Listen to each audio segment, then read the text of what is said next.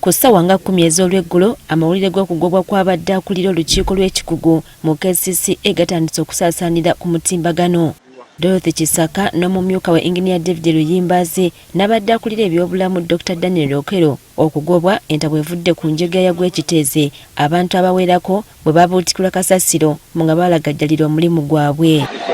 Okusinziira ku Hajjati Minsa Kabanda, minisita wa Kampala, erimu ku bitanudde President okunaabira bano mu maaso kwe kwerema okwejja kw'omulimu gw'okussa omutindo kasasiro newankubadde President mwennyini aliko ne bamusiga nsimbi bwe yasindikira KCCA nga baagala omulimu guno wabula ne batafiibwako. Badde asindika abantu bangi abajja okukola kasasiro oyo n'agaba nnamba ebadde bantu 17 basindise nga basindikira KCCA ye nga kennyini President w'eggwanga abatafiibwako kuba nti baweebwa omulimu ogw'okuba nti bakola kasasiro bajjamu ssente mu kasasiro babakolamu ebintu mu kasasiro.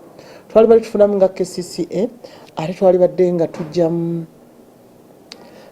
nga tujjamu amafuta ebijimusa n'ebirala ebisobola okujamba eggwanga. President era abanenyezza okujemera ekiragiro kye yawa KCCA mu 1998 eky'abantu okutandika okusunzula kasasiro mu maka gaabwe wabula ne berema okukissa mu nkola. Ennaku z'omwezi 26 January 1998 yalagira ti kasasiro yenna abeere nga tumusootingira mu maka g'abantu ekitafiibwako nga tabawadde directive nga KCCA. Mu bano era babadde bonoona ssente y'omuwi w'omusolo mu balabirira kiteezi kyokka nga bibadde birina okukolwayo tebikolebwa. N'abeera nga bonna kubagamba nti bateekawo maramu nga bagatta mu kasasiro balabe nga tewali kituukawo nga bakozesa omusimbi gwa gavumenti omungi ennyo nga bapangisa mashini ekola ku kasasiro miliyoni 3 omwezi, miliyoni 7 ze bakozesa naye nga ate mashini egula 3 billion ezabadde nti kati KCCA efunye mashini yaayo katukose zino sente zikole ki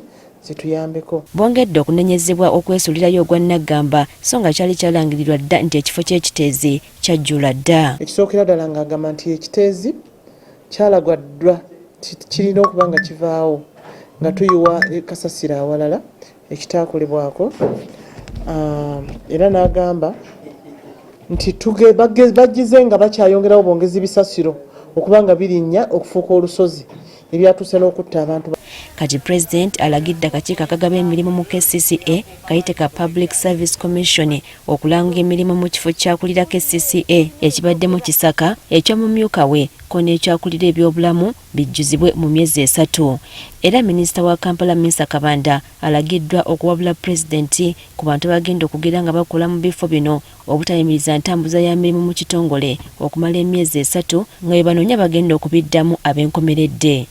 Priska Namulema agafeeyo ku Spark TV.